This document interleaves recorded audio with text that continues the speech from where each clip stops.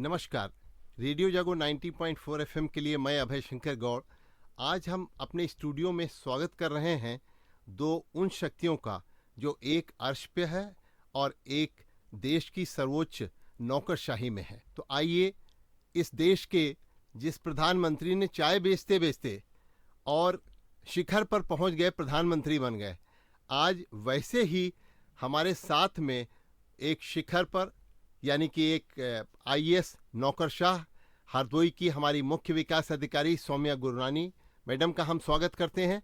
और दूसरी तरफ हम स्वागत करते हैं दुर्गा का, जो सीडीओ ऑफिस में ही और कलेक्ट्रेट में चाय बेचने के लिए एक छोटी सी अपनी दुकान चला रही हैं। तो आइए आज हम माँ दुर्गा के जो नवरात्रि होती हैं, इस दौरान हम माँ शक्ति की पूजा करते हैं और भारतीय संस्कृति में माँ दुर्गा को शक्ति का प्रतीक माना गया है और उसी को आगे रख करके इस भावना के साथ हिंदुस्तान में नहीं पूरे विश्व में हम नारी शक्ति को एक सर्वोपरि मानते हैं कि हमारी शक्ति का ये प्रतीक है। तो आइए आज हम सबसे पहले बात करते हैं हरदोई की मुख्य विकास अधिकारी, चरम पर हैं, परम पर हैं और हरदोई में बहुत ही लोकप्रिय हैं, नौकरशाह हैं, कि आपने कैसे अपने कैरियर में आईएएस बनने की आपने ठानी और कैसे आपके अंदर वो इच्छा शक्ति जागी और उच्च शिक्षा शक्ति के बल पर हम दूसरों को कैसे, आप आज जो लड़कियां हैं, जो बालिकाएं हैं, उनको कैसे प्रेरित कर सकती हैं कि वो अपने जीवन में इस तरह शिखर पे पहुंच सकती हैं। धन्यवाद गौड़ जी।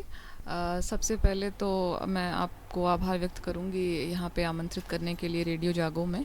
जहाँ तक आपने पूछा कि मेरी जर्नी कैसी रही, कैसे इस सेवा में आना हुआ, तो ग्रेजुएशन मेरा बीटेक में रहा है और जब तक बीटेक किया तब तक इस चीज़ का निर्णय नहीं हुआ था कि सिविल सर्विसेज परीक्षा में मैं अपने अटेम्प्ट्स दूंगी। लेकिन दौरान ग्रेजुएशन इस तरह की भावना मन में जागृत हुई कि संभवतः कंप्यूटर के आगे बैठ के कार्य करना या कॉरपोरेट सेक्टर में जाना मेरे लिए उचित नहीं है और उसमें मेरी पूर्णतः रुचि मुझे नहीं लगी। और उसके उपरांत मैंने सोचा कि किस विषय में या किस एरिया में मुझे जाना चाहिए और उसके उपरांत जब थोड़ा सा आत्मावलोकन किया, थोड़ा सा चिंतन मंथन हुआ इस चीज़ पे, तो सिविल सेवा एक ऑप्शन के रूप में सामने आया। और ये सभी जानते हैं कि देश की सबसे कठिन परीक्षा मानी जाती है, सबसे प्रतिष्ठित परीक्षा मानी जाती है। थोड़ा उसको लेके मन में संशय भी था कि क्या इसमें सफलता मिलेगी या नहीं मिलेगी, लेकिन परिवार का पूरा सहयोग इसमें रहा और कुछ समय के लिए कोचिंग भी करी। 2 बार असफलता भी हाथ लगी और उसके उपरांत ईश्वर की कृपा से चयन हुआ। पहले भारतीय पुलिस सेवा में चयन हुआ था और उसके उपरांत एक प्रयास और दिया था और उसके बाद मेरा भारतीय प्रशासनिक सेवा में चयन हुआ था। तो जो जर्नी रही थी काफ़ी स्ट्रगल से रही थी और असफलता का भी सामना करना पड़ा था और उस दौरान बहुत हताशा भी मन को लगी थी और एक बहुत अनसर्टेनिटी का माहौल भी रहता है, क्योंकि सिविल सेवा की प्रक्रिया ही कुछ ऐसी होती है कि 1 वर्ष पूरा आपको देना रहता है प्रक्रिया के अंतर्गत। तो 2 वर्ष जब आप किसी चीज़ के लिए प्रयत्न करते हैं और उसमें सफलता नहीं मिलती है तो स्वाभाविक है कि थोड़ी सी उसमें निराशा भी मन में आती है। लेकिन उसके बाद वही परिवार का सहयोग रहा, ईश्वर की कृपा रही कि तीसरे अटेम्प्ट में चयन हो गया था। मैं सभी लड़कियों से यही कहना चाहूँगी, सभी बालिकाओं से यही कहना चाहूँगी, हम लोगों के अक्सर स्कूल्स में कार्यक्रम होते हैं, संवाद होता है, उसमें भी मैं यही कहती हूँ कि जीवन में असफलता जो है, जो सिखाती है या असफलता से जो सीखने को मिलता है वो शायद सफलता कभी नहीं सिखा पाएगी।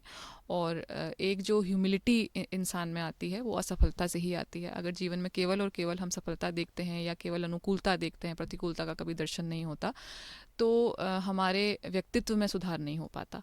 और मैं इन असफलताओं के लिए भी ईश्वर की शुक्रगुजार हूँ। व्यक्तित्व में जो सुधार होता है वो इन्हीं से हुआ है। और कभी भी घबराना नहीं चाहिए, हताश नहीं होना चाहिए, अपने पे दृढ़ संकल्प होना चाहिए, अपने पर आत्मविश्वास होना चाहिए। कहीं बाहरी मोटिवेशन की बजाय अपने अंदर मोटिवेशन ढूंढना चाहिए। तो मैम, जैसा कि आपने बताया कि आप आईएएस बनी, जो असफलताएं आपको मिली उनसे आप सफलता की ओर अग्रसर होती चली। तो आइए देखिए, हमारे साथ इस समय ऐसे ही एक अर्श पर हैं और वो पहले घरों में, लोगों के घरों में बर्तन साफ करने का काम करती थी और अब वो चाय बेचने का काम कर रही हैं। तो चाय बेचना भी इस देश के लिए सम्मान की बात हो गई जब से एक प्रधानमंत्री जो है वो चाय बेच करके अपनी इच्छा शक्ति प्रबल होने की वजह से, आत्मविश्वास की वजह से और देश सेवा का एक संकल्प लेकर के वो आगे बढ़े। और आप में ये कहाँ से इच्छा शक्ति आई? पहले आप क्या कर रही थी और फिर कब से आप चाय की दुकान खोलने, और किसने आपको प्रेरित किया चाय की दुकान खोलने के लिए? पहले घरों में बर्तन चौका करती थी, बच्चों की पढ़ाई नहीं हो पाती, नहीं होता था, तो कुछ लोगों ने, कुछ पुरुषों ने कहा मुझसे और मेरी मदद की उन्होंने कि सीडीओ कार्यालय के पास में एक मतलब वहाँ तखत में रखवा दूंगा। फिर कुछ लोगों ने पहले तखत रखवाया, गैस भी दी, सिलेंडर दिए, 2-3 बर्तन भी दिए कि यहाँ अपना मतलब बैठो, यहाँ से करो अपना, और यहाँ से बच्चे तुम्हारे अच्छे हो जाएंगे, अच्छे तुम्हारा मतलब पैदाइश कम, इनकम भी अच्छी हो जाएगी। तो फिर उन लोगों ने मेरी मदद की तो वहाँ रख लिया।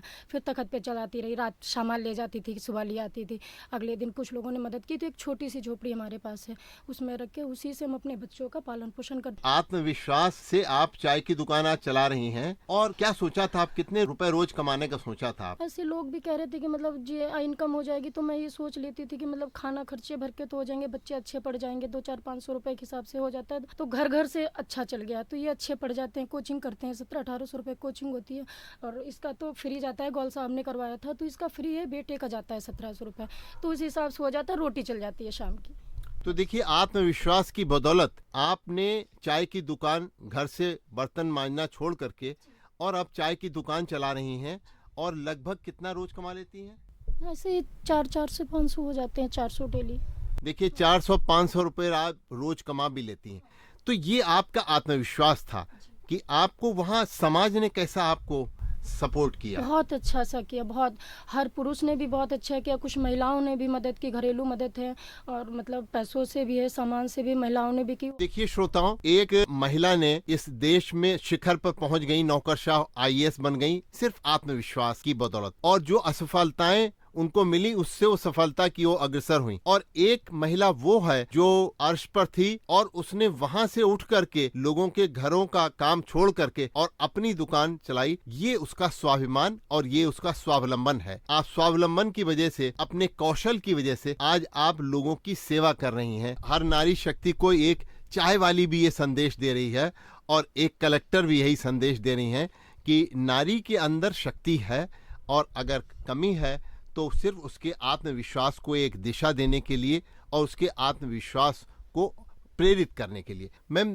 आपने रेडियो जागो 90.4 एफएम के कार्यक्रमों में, महिलाओं के कार्यक्रम हो, चाहे जलवायु परिवर्तन के कार्यक्रम हो, चाहे समाज से जुड़े हुए और कार्यक्रम हम करते रहते हैं, इनके प्रति क्या आप हमको प्रेरित करना चाहती हैं? मैं रेडियो जागो से यही कहना चाहूँगी, सबसे पहले तो आभार व्यक्त करना चाहूँगी कि आप इतना एक सक्रिय भूमिका निभा रहे हैं सामाजिक दायित्वों के प्रति, और आगे भी आप इसी प्रकार से विभिन्न जो हमारे समसामयिक मुद्दे हैं और जो आवश्यक हम लोगों के योजनाएं हैं उनके संबंध में आपके द्वारा जो कार्य किया जा रहा है, जो प्रचार प्रसार किया जा रहा है, और जो प्रशासन और शासन की मंशा को जनता तक पहुंचाया जा रहा है, उसका ये जो पावन कार्य आप कर रहे हैं, आप लगातार करते रहें और इसी प्रकार से आपका सहयोग हमें मिलता रहे। बहुत बहुत धन्यवाद। देखिए, इस समय देश की राष्ट्रपति भी महिला हैं, और हमारे देश में शिखर पर 24% महिलाएं ऐसी हैं जो भारत सरकार की सचिव हैं। और आज हमारे साथ हमारे रेडियो जागो 90.4 एफएम में हमको सहयोग जो आपने दिया,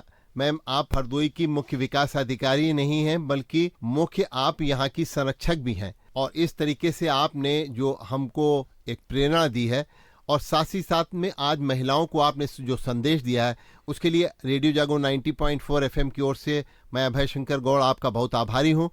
और दुर्गा, जैसा कि आपका नाम ही दुर्गा है, आप खुद ही एक शक्ति का प्रतीक हैं, और आपने दिन भर चाय बेच करके एक महिलाओं को और प्रेरणा दी है कि महिलाओं के अंदर अगर इच्छा शक्ति हो, आत्मविश्वास हो, तो कोई भी चीज छोटी नहीं है, हर चीज बड़ी है। आपको बहुत बहुत धन्यवाद कि आप रेडियो जागो 90.4 एफएम में आई और आपने यहाँ आकर के अपने विचार व्यक्त किए।